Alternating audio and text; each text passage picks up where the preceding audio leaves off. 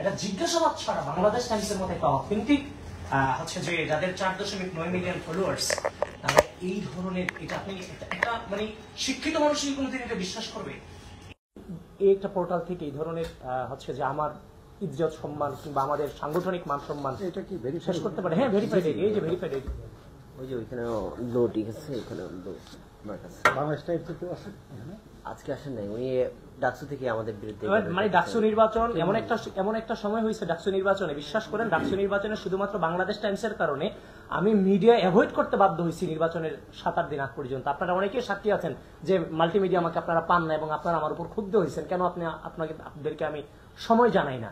শুধুমাত্র এর behind the সিনের প্রধান কারণ হচ্ছে বাংলাদেশ টাইমস নামক মাল্টিমিডিয়াটা। কারণ এমন এমন প্রপাগান্ডা ডাকসু নির্বাচনে ছাড়ছে যেগুলো ক্লারিফিকেশন দেওয়ার মতো সময়টাও আমাদের ছিল না। যেমন আজকে মানে কিভাবে সম্ভব এই যে সাংবাদিকরা বিগত দীর্ঘ দুঃশাসনে এত নির্যাতন হইল, নিপীড়ন হইল, নিষ্পেষণ হইল এবং এই গণ অভ্যুত্থানে সাংবাদিকদের ভূমিকা চরমভাবে ছিল, আজকে শুধুমাত্র এই ধরনের ভুইফোর পোর্টাল কিংবা এই ধরনের পোর্টাল মানে হচ্ছে একটা গোষ্ঠীকে প্রমোট করার জন্য যে পোর্টাল, সেই পোর্টালের সাংবাদিকতার কারণে আজকে আপনাদের পুরো সাংবাদিকতার উপর দোষ আসছে। আমরা বলতেছি হলুদ সাংবাদিকতা, আমরা হলুদ সাংবাদিকতার একটা ভিত্তি থাকে, একটা হলুদ সাংবাদিকতার একটা ভিত্তি থাকে। এটার কিসের ভিত্তি, কোন ভিত্তিতে? এখন যদি হয়তো তারা যদি মনে করতে যে হ্যাঁ তাদেরকে কেউ বলছে এই ধরনের কথা, তখন মায়েরকে প্রশ্ন করতে পারতো, আমাকে প্রশ্ন করতে পারতো যে আমরা এটা বলছি কিনা। এটা না বলে এভাবে নিউজ ছড়াই দিতে পারে একটা পোর্টাল, নিউজ পোর্টাল, সেটার মধ্য দিয়ে আপনাদের ইজ্জত সম্মান মান যাচ্ছে না? আপনাদের সাংবাদিকতা কি প্রশ্নের মুখোমুখি পড়তেছে না?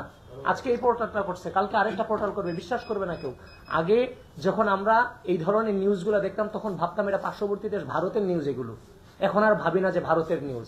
এখন এই ধরনের কয়েকটা পোর্টাল আছে, আমরা অনুমানই করতে পারি এই ধরনের পোর্টাল ভারতের যে গুজব মিডিয়া আগে ছিল এদেরকেও ছাড়াই গেছে আজকে আমরা বাংলাদেশ টাইমসের এখানে। কারণ আপনার তো হচ্ছে যে তথ্য প্রমাণ এবং অথেন্টিসিটির ব্যাপার আছে, যেহেতু বাংলাদেশ টাইমস সে অথেন্টিসিটি আছে, সুতরাং বাংলাদেশ টাইমস যেটা করেছে সেটার বিরুদ্ধে আমাদের নিরাপত্তার স্বার্থে, আমাদের সাংগঠনিক নিরাপত্তা, আমাদের নিজেদের সামাজিক নিরাপত্তার স্বার্থে আমরা জিডি করতে বাধ্য, মানে জিডি করতে আসছি আর কি আজকে ছাড়ব।